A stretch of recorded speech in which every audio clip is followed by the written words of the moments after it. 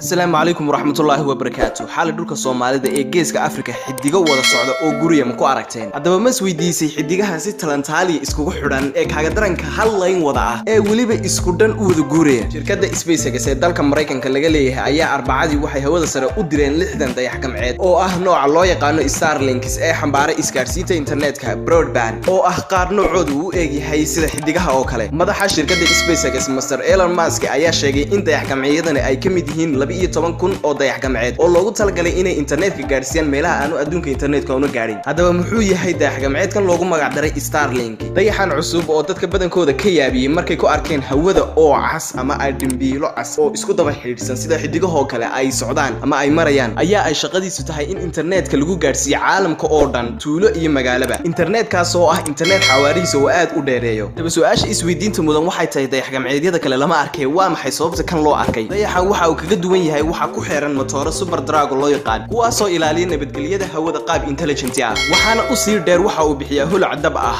iyo nalal guduudan kuwaasoo ayna leh gacmeedyada kale, waxaana u sababa in aanu shil ku gelin hawada. Haddaba waa maxay waxa uu kaga duwan yahay internetkan adduunka lagu baahinayo internetka aan hadda isticmaalno? Midkan waxa uu aad uga qiimo jabnaan doonaa internetyada hadda jira isagoo ilaa tuulooyinka gaarsiin doona internet aad xawaariis u sareeyo oo hadda shirkadda internetka bixisa ayna awoodin inay gaarsiiyaan goobaha adag. Sidee loo isticmaalayaa internetkan cusub? Sida ay sheegtay hay'adda SpaceX oo hoos tagta hay'adda NASA ee Mareykanka ayaa shaacisay in loo isticmaali doono sida TV-yada. Waxa kaliya u baahnaan doontaa kaliya inaad antena yar xagga sare ee gurigaaga aad ka taagto iyadoo aanan muhiim ahayn inaad jiho u jeediso. Ma la jabsan karaa aaladan cusub ama internetkan cusub? Wax walba waa suuragal oo wax boqolkiiba boqol la ilaalin karo adduunka ma jiro, balse ma fududa ama ma dhawa in la jabsado sababtoo ah waxa ka horeysa in la barto cilmigan waxa uu ka samaysan yahay iyo netkan qaabka u shaqeeyo.